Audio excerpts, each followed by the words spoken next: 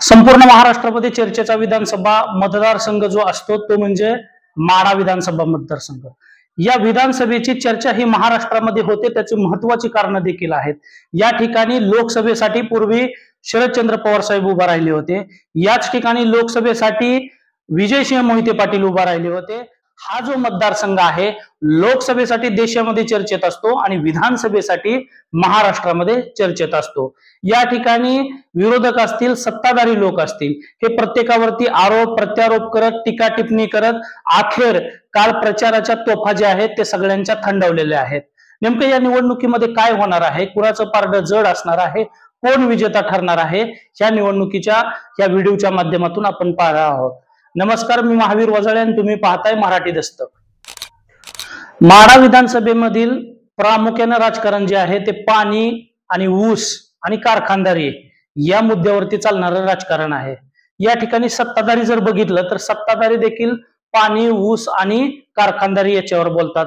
विरोधक जर बघितलं तर ते देखील या ठिकाणी पाणी, ऊस आणि कारखानदारीवर बोलतात।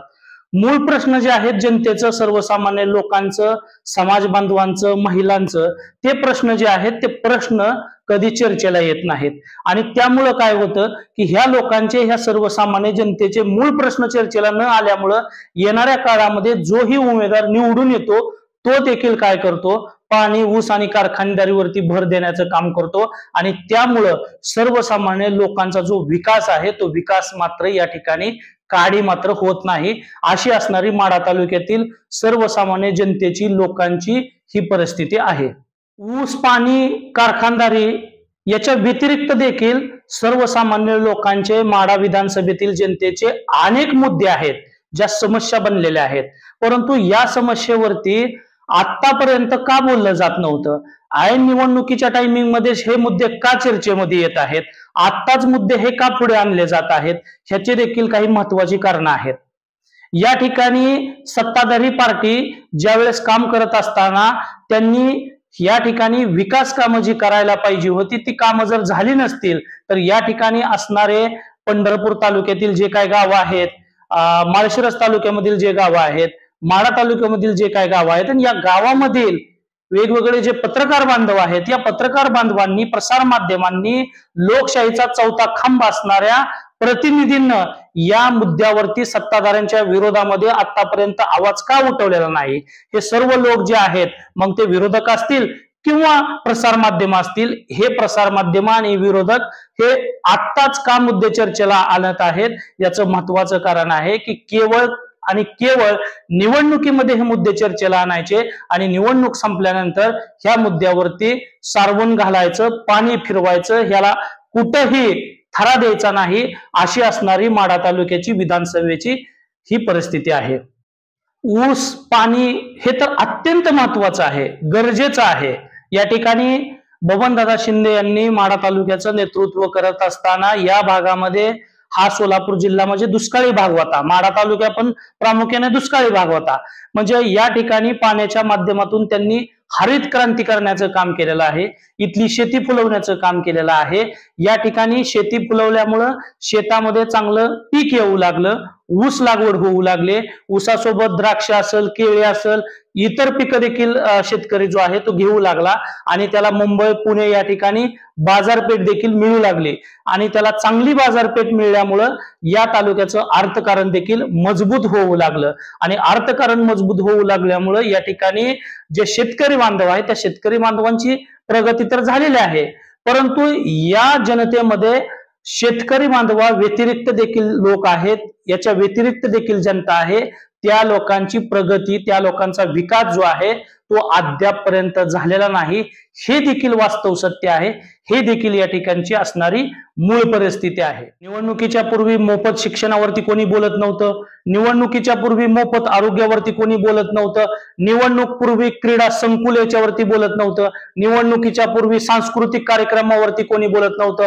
निवडणुकीच्या पूर्वी महिलांचं सबलीकरण याच्यावरती कोणी बोलत नव्हतं, निवडणुकीपूर्वी या ठिकाणच्या माढा तालुक्यामध्ये असणारी आणि फोपावत जाणारी बेरोजगारी याच्यावरती कोणी बोलत नव्हतं, निवडणुकीपूर्वी वृक्षारोपणावरती कोणी बोलत नव्हतं, निवडणुकीपूर्वी वाढतं प्रदूषण यावरती कोणी बोलत नव्हतं। असे असंख्य मुद्दे आहेत जे निवडणुकीपूर्वी चर्चेमध्ये नव्हते, परंतु केवळ आणि केवळ राजकारण करण्यासाठी या ठिकाणी हे मुद्दे चर्चेमध्ये आलेले आहेत.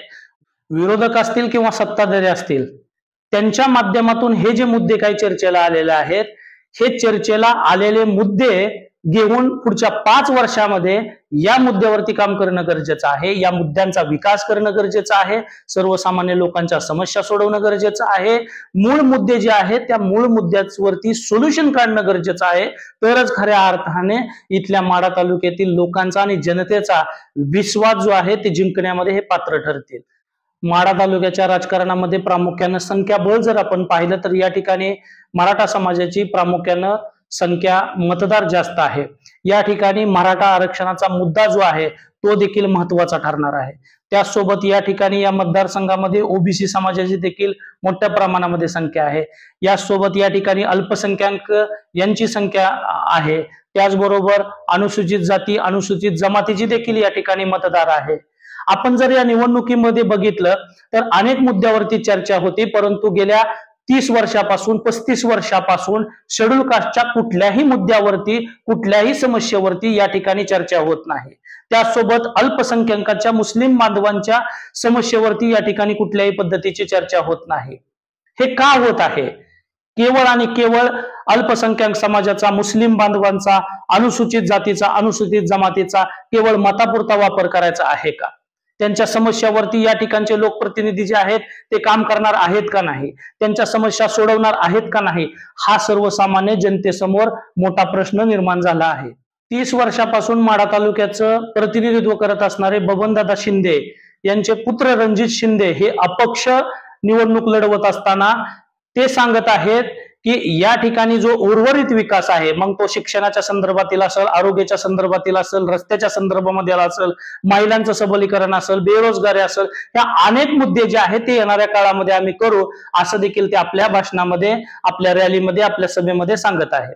त्यासोबत विरोधामध्ये असणारे राष्ट्रवादी काँग्रेस पार्टी शरद पवार गटाचे उमेदवार अभिजित पाटील सांगत आहेत की इथल्या सर्वसामान्य जनतेनं, इथल्या लोकांनी जर मला संधी देण्याचं काम केलं तर मी या ठिकाणी 2020 खेळेल आणि 30 वर्षामध्ये जो काही विकास झाला नाही तो विकास केवळ आणि केवळ 5 वर्षामध्ये या ठिकाणी मी करून दाखवण्याचं काम करेल. अशा पद्धतीनं त्यांनी या ठिकाणच्या मतदारांना प्रभावित करण्याचं काम जे आहे ते आपल्या भाषणाच्या माध्यमातून केलेलं आहे.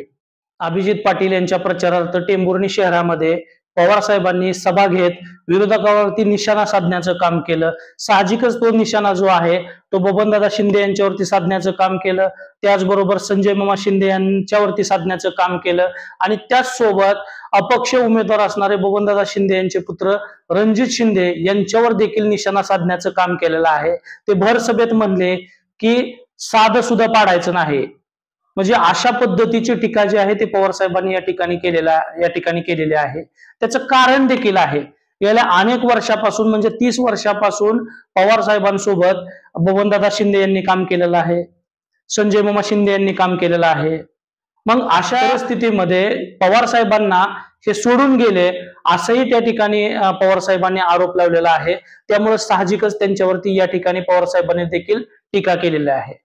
परंतु पवार साहेबांच्या सभेनंतर शेवटची सभा जी आहे बबनदादा शिंदे यांनी त्याच ग्राउंडवरती त्याच मंडपामध्ये मोठ्या प्रमाणामध्ये महासभा घेतलेली आहे. अनेक लोकांना त्या ठिकाणी जमवलं आणि त्या सभेमध्ये बबनदादा शिंदे असतील किंवा रणजित शिंदे असतील यांनी मोठ्या प्रमाणामध्ये विरोधकावरती टीका झाडण्याचं काम जे आहे ते केलेलं आहे.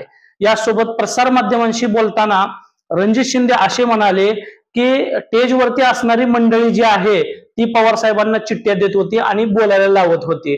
एकंदरीत पवार साहेबांचा आम्ही आदरच करतो, पूर्वी आदर करत होतो, आताही आदर करत आहे असं देखील ते आवर्जून पत्रकारांशी, प्रसार माध्यमांशी बोलताना ते सांगत होते. माढा विधानसभेतील सत्ताधारी असतील किंवा विरोधक असतील यांनी विविध मुद्दे जनतेसमोर मांडण्याचं काम केलेलं आहे.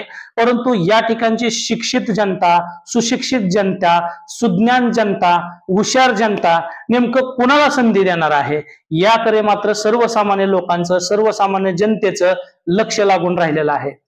तुम्हाला जर हा व्हिडिओ आवडला असेल तर लाईक करा, शेअर करा आणि चॅनलला सबस्क्राईब करा. धन्यवाद.